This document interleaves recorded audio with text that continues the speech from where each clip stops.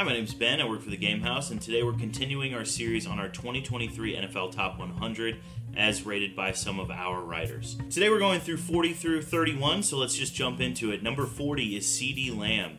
He was the undisputed number one receiver on the Cowboys offense for the first time last year and responded to that by grabbing 107 catches, over 1,300 yards, and 9 touchdowns. He should continue to be super productive for the Cowboys again next year.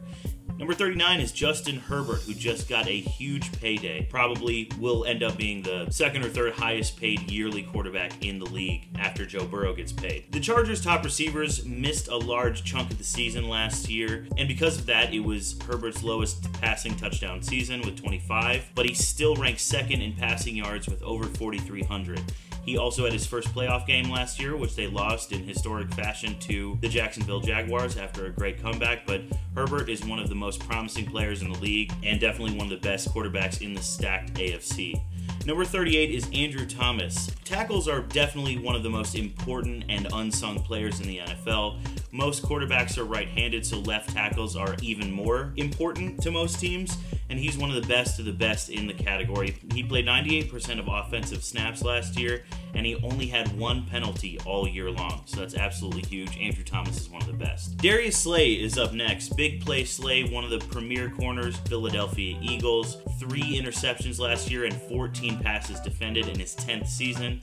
Obviously helped the Eagles to the Super Bowl, and he provided the veteran leadership that defense needed. So that's why he sits at number 37. Lamar Jackson is number 36. Now, Lamar missed some time near the end of the season last year, but he was an unanimous MVP a few years ago and is one of the best running quarterbacks in the history of the league already. People say he has trouble throwing the ball. I don't really believe that. I think that's been overhyped. And let's hope he is healthy and happy next year, as he just also got a huge contract extension. Get it done in the playoffs. Number 35 is Saquon Barkley. Now, when this was written, he was in the middle of a contract dispute. He did come back on a 1-year deal, but he stayed healthy last year, which is the most important part. That's why he is so high on this list. He rushed for 1,300 yards and 10 touchdowns, added almost 350 yards in the receiving game. He's a true dual threat running back, and as long as he stays healthy, he's one of the best in the league. Number 34 is Max Crosby. Had his best year in 2022. He had 12.5 sacks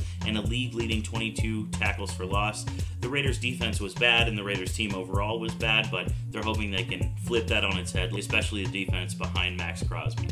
Chris Lindstrom is number 33, again another offensive lineman. He's a right guard, a very underappreciated position, but he made the second team All-Pro last year and made a Pro Bowl, playing in every single game of the 2022-2023 season. Run blocking will be tested next year as he clears paths for Bijan Robinson, who is a top 10 pick in the NFL draft, but absolutely one of the best offensive linemen in the league for the Falcons. Number 32 is Jair Alexander, who was said to have had a bad season last year, but his raw stats prove that that's not true. He had 5 interceptions in 16 games, which was by far a career high. He also had 53 tackles, third most of his career, and lots of those plays that people were talking about leading to his quote-unquote bad season were due to a bad defensive scheme by the coaching staff in Green Bay. I'm hoping that gets cleared up this year. Jair is one of the best lockdown corners in the league. Then number 31, last for this video, is Laramie Tunsil. Played well in his career for Miami and Houston. He was just rewarded with a huge payday. A 7-year veteran, made 3 of the last 4 Pro Bowls, looking to keep that up.